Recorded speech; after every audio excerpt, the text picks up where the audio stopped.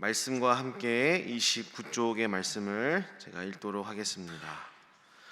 35장은 황폐해진 땅이 여호와의 영광과 하나님의 아름다움으로 회복될 것을 말씀합니다. 이로 인해 주의 백성들은 기쁨으로 찬양할 것이며 치유된 병자들과 속량을 얻은 자들은 시온으로 돌아올 것입니다. 36장에서 아수르 왕 사네립은 남유다를 침공합니다. 예루살렘 공격을 앞두고 사네립의 군대 장관 랍사게가 히스기야 왕의 사신들을 조롱합니다. 랍사게의 조롱을 들은 남유다 사신들은 비통한 마음으로 모든 내용을 히스기야 왕에게 보고합니다. 오늘은 이사야 35장과 36장의 말씀입니다. 먼저 우리 35장의 말씀을 살펴보겠는데요. 35장은 우리가 어제 읽었던 34장과 연결되는 장입니다. 34장에서는 이스라엘을 괴롭히는 주변 나라들에 대한 하나님의 심판, 그 내용이 주를 이루었습니다. 나를 괴롭히는 자들을 하나님께서 혼내주시고 심판하시겠다, 이런 하나님의 약속은 이스라엘의 입장에서는 얼마나 큰 위로의 말씀이겠습니까? 그리고 이어지는 오늘 35장에서는 열방들에 의해서 사로잡히고 광야길을 걷고 있는 이스라엘을 다시 회복시킬 것이다 라는 약속의 말씀을 통해서 더 적극적으로 이스라엘을 위로하시는 하나님을 우리가 보게 됩니다.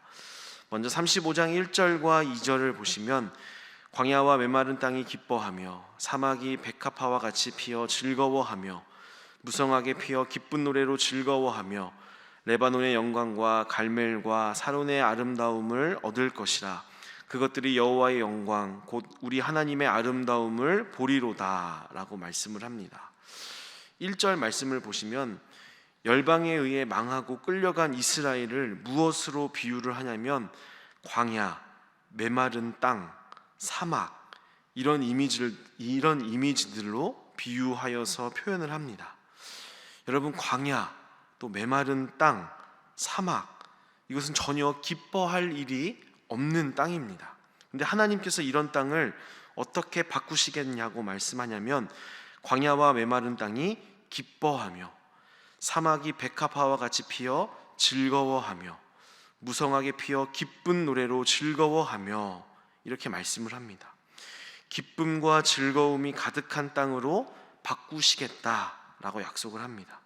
그리고 이어서 레바논의 영광과 갈멜과 사론의 아름다움을 얻을 것이라, 이렇게 약속을 합니다.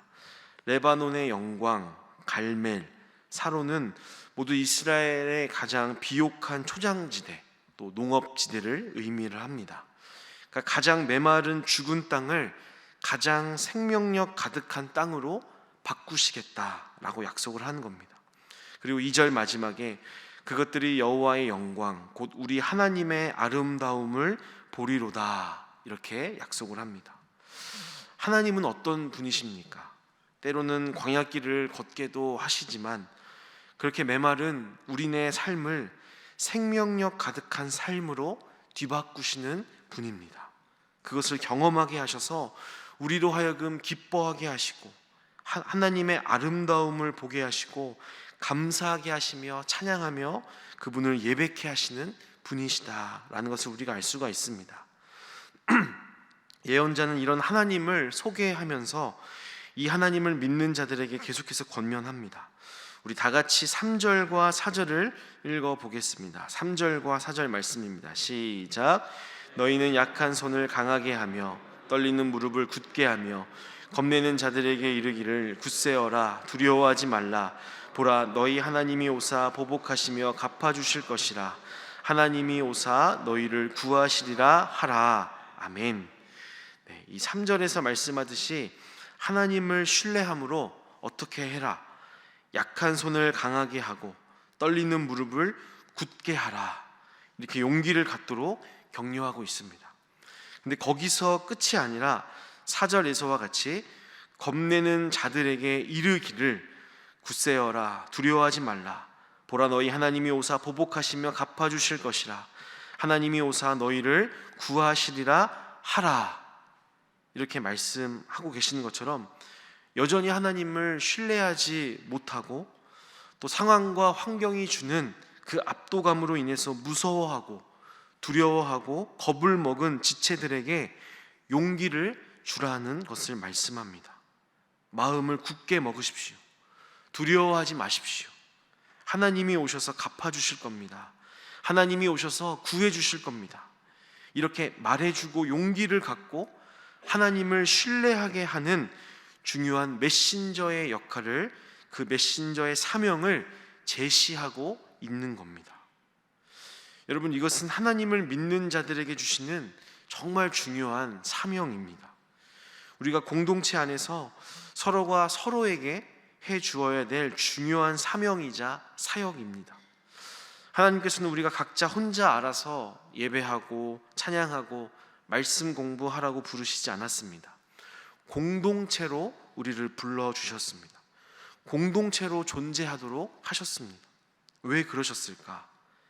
여러 가지 이유로 설명을 할 수가 있겠습니다만, 오늘 말씀처럼 하나님이 오셔서 도우실 겁니다 라고 서로가 서로에게 용기를 주고 격려함으로 서로 신앙적으로 돕는 배필이 되어주라고 이렇게 하는 것이 너무나 중요했기 때문입니다. 여러분, 우리가 얼마나 연약한 존재입니까? 인생의 고난이 오면 쉽게 무너져 버리는 것이 사람입니다.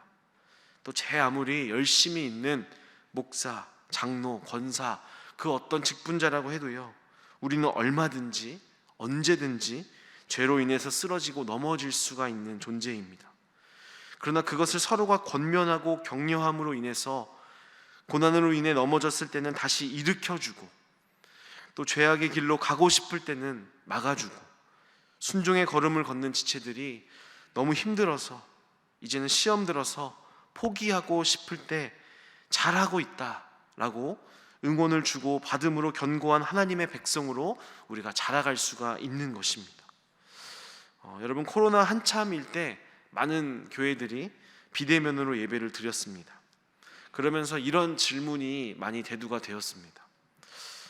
그것은 꼭 교회에 가서 예배를 드려야 하느냐라는 그런 질문이었습니다.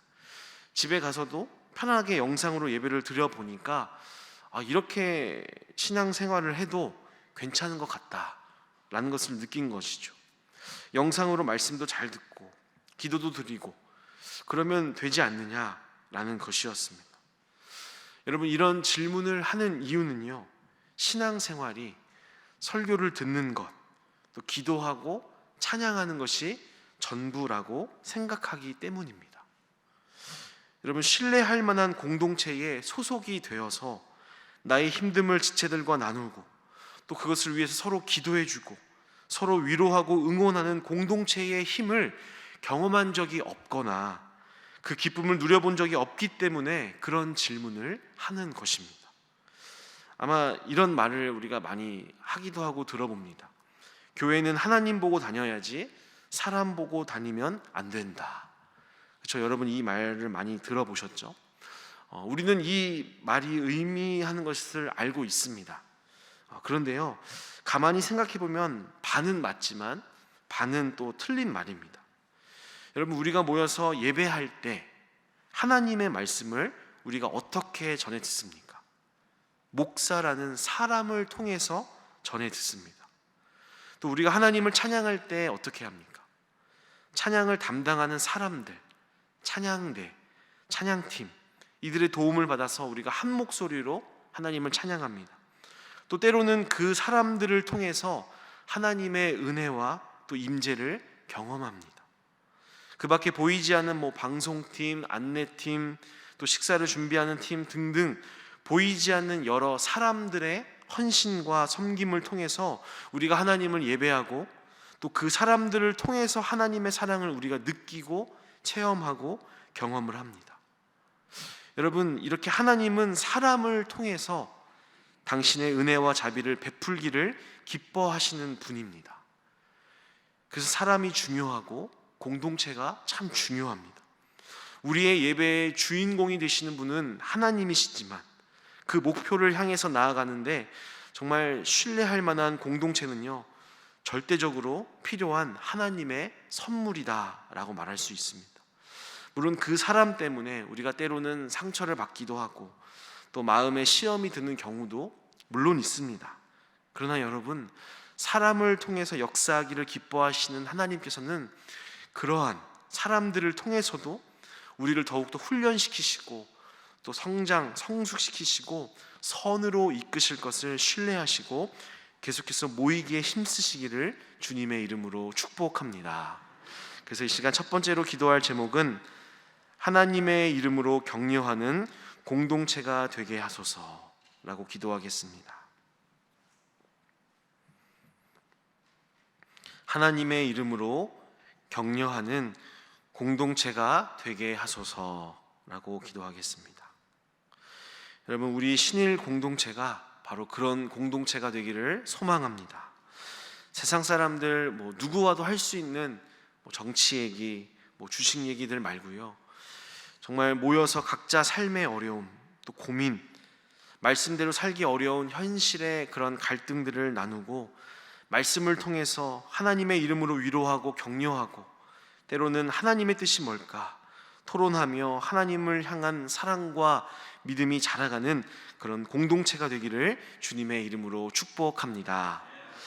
계속해서 36장을 보겠습니다. 36장에서는 다시 역사의 한 현장으로 돌아옵니다. 36장부터 시작되는 이야기는요, 이미 우리가 열왕기하 18장에서 이미 들었던 남유다 땅 히스기야 왕의 이야기입니다. 36장 1절에 보시면 히스기야 왕 14년에 아수르 왕 사네립이 올라와서 유다의 모든 견고한 성을 쳐서 취하니라, 이렇게 시작을 합니다. 아마 기억을 하시겠지만 히스기야 왕 당시에 고대 근동 지방의 가장 힘 있는 나라가 아수르였습니다. 이미 북이스라엘이 아수르에 의해서 멸망을 당했습니다. 그리고 이제 남유다까지 위협을 가하고 있는 그런 상황입니다. 이미 아수르 왕 사네립이 유다의 여러 견고한 성읍들을 빼앗았고요, 이제 수도 예루살렘 성까지 차지하기 위해서 랍사게라는 장군이 대군을 이끌고 이렇게 쳐들어왔습니다. 그리고 4절 이하부터 랍사게가 온갖 도발적이고 신성모독적인 말로 심리전을 펼치고 있습니다. 4절과 5절을 보시면 랍사게가 그들에게 이르되 이제 히스기야에게 말하라. 대왕 아수르 왕이 이같이 말씀하시기를 내가 믿는 바 그 믿는 것이 무엇이냐. 내가 말하노니 내가 좋게 싸울 계략과 용맹이 있노라 함은 입술에 붙은 말뿐이니라. 내가 이제 누구를 믿고 나를 반역하느냐. 이렇게 도발을 이제 시작하고 있습니다. 계속해서 네가 지금 뭐를 믿고 있느냐, 뭐를 믿고 이렇게 버티고 있느냐, 네가 믿고 있는 것이 진짜 너를 구원할 수 있을 것 같으냐 라고 조목조목 설명하며 조롱을 하기 시작합니다. 여러분, 히스기야와 이 남유다 백성들, 결과적으로 그들이 의지하고 있는 것이 무엇이겠습니까? 다른 무엇보다 하나님을 의지하고 있습니다. 근데 랍사게는 그 하나님이 진짜 도움이 될 것 같으냐, 본질적인 믿음을 의심하게 하고 흔들기 위해 도발을 하고 있습니다. 15절부터 17절까지의 말씀을 보시면 히스기야가 너희에게 여호와를 신뢰하게 하려는 것을 따르지 말라. 그가 말하기를 여호와께서 반드시 우리를 건지시리니 이 성이 아수르 왕의 손에 넘어가지 아니하리라 할지라도 히스기야의 말을 듣지 말라. 아수르 왕이 또 이같이 말씀하시기를 너희는 내게 항복하고 내게로 나아오라. 그리하면 너희가 각각 자기의 포도와 자기의 무화과를 먹을 것이며 각각 자기의 우물물을 마실 것이요 내가 와서 너희를 너희 본토와 같이 곡식과 포도주와 떡과 포도원이 있는 땅에 옮기기까지 하리라. 또 20절 말씀을 보시면 이 열방의 신들 중에 어떤 신이 자기의 나라를 내 손에서 건져냈기에 여호와가 능히 예루살렘을 내 손에서 건지겠느냐 하셨느니라 하리라. 이렇게 말을 하고 있습니다. 어떤 신도 내 손에서 너희를 구원할 수 없다. 그냥 항복하면 너희들 다치지도 않고 먹고 사는 걱정 안 하도록 해주겠다라고 지금 회유하고 있습니다. 여러분, 지금 이스라엘 백성들은 진짜 죽느냐 사느냐의 위기 앞에 놓여 있습니다. 아무리 생각하고 아무리 계산을 해봐도 이스라엘이 지금 이길 수 있는 가능성은 0%였습니다. 심지어 항복한다면 편안한 삶을 보장해 주겠다라고까지 조건을 걸고 있습니다. 여러분, 이쯤 되면 정말 아수르의 이 계략대로 이스라엘 백성들이 동요를 할 법합니다. 그러나 21절의 말씀을 우리 다 같이 함께 읽어보도록 하겠습니다. 21절입니다. 시작. 그러나 그들이 잠잠하여 한 말도 대답하지 아니하였으니 이는 왕이 그들에게 명령하여 대답하지 말라 하였음이었더라. 아멘. 한치의 미동도 없이 그들의 협박과 회유에도요 아무런 대꾸도 하지 않습니다. 여러분, 무엇을 말해주는 걸까요? 이미 히스기야 왕으로부터 전해 들은 하나님께서 구원하실 것이라는 그 말씀이 그들의 마음속에 뿌리 내려져 있는 겁니다. 그래서 아무리 협박을 하고 유혹을 해도 단단한 바위처럼 요동하지 않을 수가 있었습니다. 여러분, 우리도 세상을 살면서 이 랍사개가 내뱉은 비슷한 소리를 듣습니다. 나의 외부에서 듣기도 하고요, 나의 내부에서도 이러한 소리를 듣습니다. 하나님이 진짜 구원의 하나님이시라면 내가 이 지경까지 될 때까지 도대체 뭘 하셨는가? 그분은 정말 나를 도우실 수 있는가? 지금이라도 뭔가 다른 방법을 찾아야 하는 건 아닌가? 우리의 믿음을 흔들고 의심하게 하는 소리들을 끊임없이 듣습니다. 여러분, 그럴 때 우리가 넘어지지 않고 휘둘리지 않고 어리석은 길을 선택하지 않을 수 있는 방법은 무엇입니까? 내 안에 세상의 소리가 틈타지 못하도록, 내 안에 그럴 만한 빈 공간이 생기지 않도록 하나님의 말씀으로 채우고 뿌리 내리게 하는 것 밖에는 없다라는 것입니다. 그래서 이 시간 마지막으로 기도할 제목은 하나님의 말씀으로 세상의 소음을 진압하게 하소서라고 기도하겠습니다. 하나님의 말씀으로 세상의 소음을 진압하게 하소서라고 기도하겠습니다. 우리가 잘 알고 있는 시편 1편 1절과 2절에서 이렇게 말씀합니다. 복 있는 사람은 악인들의 꾀를 따르지 아니하며 죄인들의 길에 서지 아니하며 오만한 자들의 자리에 앉지 아니하고 오직 여호와의 율법을 즐거워하여 그의 율법을 주야로 묵상하는도다. 아멘. 바로 세상의 꾀, 또 죄악의 길을 따르지 않고 여호와의 율법을 즐거워하고 그것을 주야로 묵상함으로 흔들리지 않는 믿음의 반석으로 승리하시는 복된, 복 있는 신일의 모든 성도님들 되시기를 주님의 이름으로 축복합니다. 이 시간 우리 주신 말씀을 기억하며 함께 기도하겠습니다. 첫 번째로 하나님의 이름으로 격려하는 공동체가 되게 하소서. 두 번째로 하나님의 말씀으로 세상의 소음을 진압하게 하소서라고 기도하시고, 우리의 기도가 필요한 지체들을 위해서 이 시간 간절히 기도하시고, 또 내일 있을 주일 예배와 말씀 전하시는 위임 목사님을 위해서도 이 시간 간절한 마음으로 함께 기도하도록 하겠습니다. 다 같이 기도하시겠습니다. 주여 믿습니다. 주여 믿습니다. 주여 믿습니다.